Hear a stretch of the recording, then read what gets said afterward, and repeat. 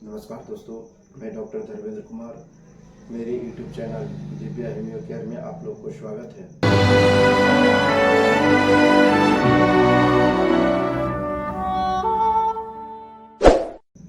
दोस्तों, पिछले वीडियो में मैंने आप लोगों को दर्द की कॉम्बिनेशन के बारे में जानकारी दिया था और वह वीडियो आप लोगों को बहुत अच्छा लगा। कई लोगों ने कमेंट्स किया, सर मुझे दम्मा के बारे में कुछ बताएं। दोस्तों, यदि आपके परिवार में या आपके संगे संबंधितों में कोई भी व्यक्ति जो अस्थमा, जिसको हम दम्मा कहते हैं, दोस्तों अगर दम्मा से ग्रसित है, वह दम्मा से लंबे समय से जूझते आ रहे हैं, काफी परेशान हैं, तो यह वीडियो आपके लिए बहुत ज्यादा उपयोगी साबित होंगे। दोस्तों, हम आपको बताते हैं कि एक्चुअली दम्मा होता क्या है। तो दम्मा से लगभग हर व्यक्ति परिचित होते हैं। दोस्तों, दम्मा जो होता है ना, वह दम्मा कई प्रकार के होते हैं। एक तो कॉन्जेनाइटल होते हैं।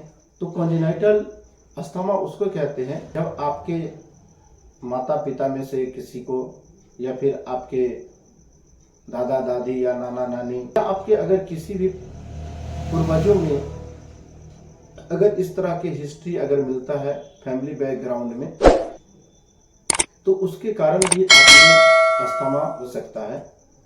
दूसरा जो कारण है दोस्तों, वो सबसे बड़ी कारण है आपको एलर्जी। तो बहुत सारे लोग ऐसे भी होते हैं जिनको कॉन्जेनाइटल न होने के बावजूद भी, जिन्हें धूलकण या जो वातावरण होते हैं, उन वातावरण के प्रभाव के कारण उसमें दम्मा होते हुए देखा गया है। कुछ लोग ऐसे भी होते हैं जिन्हें व्यसन के शिकार होते हैं, जो खास करके जो ज़्यादा बीड़ी सिगरेट की जिन्हें आदत है, तो उनमें भी इस तरह की समस्याएं होते देखा गया है। दोस्तों, एक्चुअली दम्मा एक ऐसा बीमारी है जो आदमी को जीते जी समझिए कि मार देता है। ये इतना कष्ट देता है कि जब जो प्रकोप जब उड़ती है, तो इसमें हमारे श्वसन अंग होते हैं, जिसको हम लोग श्वसन नली के माध्यम से जो हमारे शरीर में वातावरण से जो ऑक्सीजन हम लेते हैं नासिका छिद्र द्वारा, नोस्ट्रिल के द्वारा, और वह हमारे फेफड़ा में पहुंचता है। और फेफड़ा के माध्यम से, फेफड़ा में जो है ना, जो हमारे ब्लड होते हैं, उस ब्लड के माध्यम से हमारे शरीर के संपूर्ण भागों में जो शुद्ध वायु होती है, ऑक्सीजन होती है, वो पहुंचाई जाती है। और फिर हमारे शरीर से जो वेस्ट पदार्थ होते हैं, कार्बन डाइऑक्साइड जो होते हैं, वह ब्लड के माध्यम से फेफड़ा में आते हैं और फेफड़ा के द्वारा पुनः उसको नासिका छिद्र द्वारा कार्बन डाइऑक्साइड के रूप में, अपशिष्ट पदार्थ के रूप में उससे बाहर किया जाता है।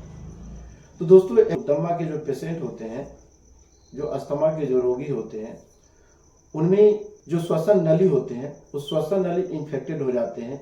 उसमें इन्फेक्शन होने के कारण, या उनके जो नली होते हैं वह उसमें सुचारू रूप से वह ऑक्सीजन को ले नहीं पाते हैं, अर्थात सांस लेने और छोड़ने दोनों में परेशानी होती है, जिसके कारण उनमें बार बार जो है खांसी, ड्राई कफ हुआ करता है।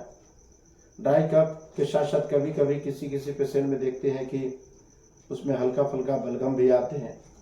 इसका एक पहचान है कि जब दम्मा की जो दौरा जब उड़ता है, तो यह लगातार से खांसी इतनी तेज होती है, तीव्र खांसी पर खांसी जो होती है ना, वो होती है और एकदम से रुकता नहीं है। और जब खांसी उठती है ना, उस समय आपको विशेष प्रकार की जो ध्वनि, सीटी, जैसे गाड़ी की जो सीटी बजती है, उस तरह से इसे आवाज़ें खांसी के साथ आपको आता हुआ सुनाई देता है। स्पष्ट भी सुना जा सकता है। जब उसकी जो ग्रसित व्यक्ति होते हैं, उनके जब छाती पर आप कान रख करके अगर सुनेंगे, तो स्पष्ट ध्वनि जो होती है उसमें घरघराहट स्पष्ट सुनाई देती है, अर्थात वह ऑक्सीजन सुचारू रूप से नहीं ले पाते हैं। तो इस तरह से अगर आपके या आपके परिवार में या आपके संगे संबंधित में किसी भी व्यक्ति को है, चाहे वह एलर्जिक की दम्मा हो या फिर कॉन्जेनाइटल हो, या चाहे जिस भी कारण से हो, व्यसन के कारण हो, तो किसी भी प्रकार की दम्मा है, तो उसके लिए मैंने आपको एक कॉम्बिनेशन, जो कि मैं लंबे समय से अपने पेशेंट पर मैंने प्रयोग किया है और इसका बहुत ही अच्छा रिजल्ट देखने को मिला है।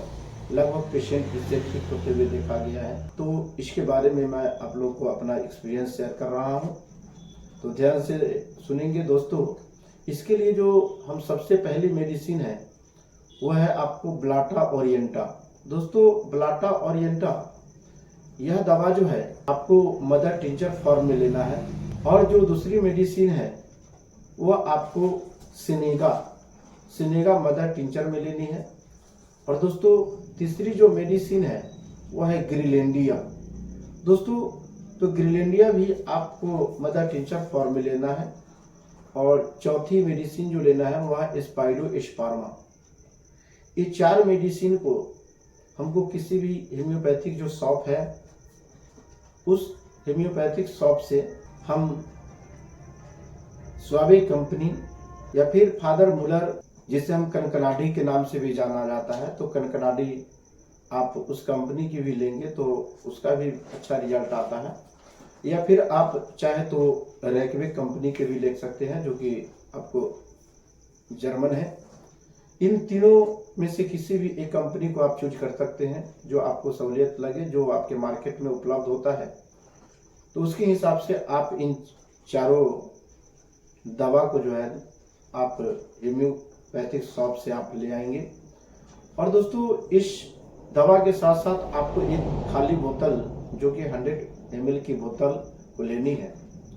और दोस्तों इस 100 ml की बोतल में आपको इन चारों mother tincture Subscribe now and press the bell icon.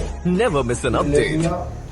स्पाइडोस्पर्मा क्यू, इन चारों दवा जो क्यू पोटेंसी में हम लिए हैं उन चारों को बराबर मात्रा में, समान मात्रा में जो है ना उसको हमको मिक्स करना है। और मिक्स करने के बाद दोस्तों उसको अच्छे से स्टॉक लगाना है।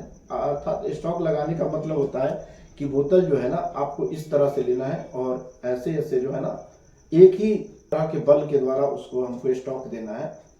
और स्टॉक देने के बाद हम उस दवा को आधे कप, जो चाय वाली कप होती है, चाय वाले कप से आधे कप सुषुम पानी में 20 बूंद, अगर एडल्ट है तो एडल्ट अवस्था में यानी जो 12 साल से एवं के जो भी हैं तो उनको आप 15 से 20 बूंद आधे कप सुसुम पानी में 3 बार सुबह, दोपहर और रात्रि में देंगे तो इसको काफ़ी अच्छा रिजल्ट देखने को मिलेगा।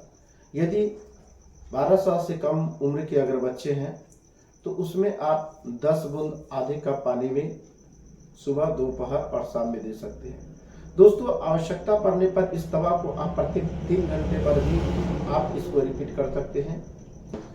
यह दवा चाहे किसी भी प्रकार की दम्मा हो, हर प्रकार के दम्मा के लिए यह एक रामबाण अचूक औषधि है और इसका किसी भी प्रकार का कोई साइड इफेक्ट नहीं है। तो मैं उम्मीद करता हूं कि यह वीडियो आप सभी के लिए बहुत ही उपयोगी साबित होगा।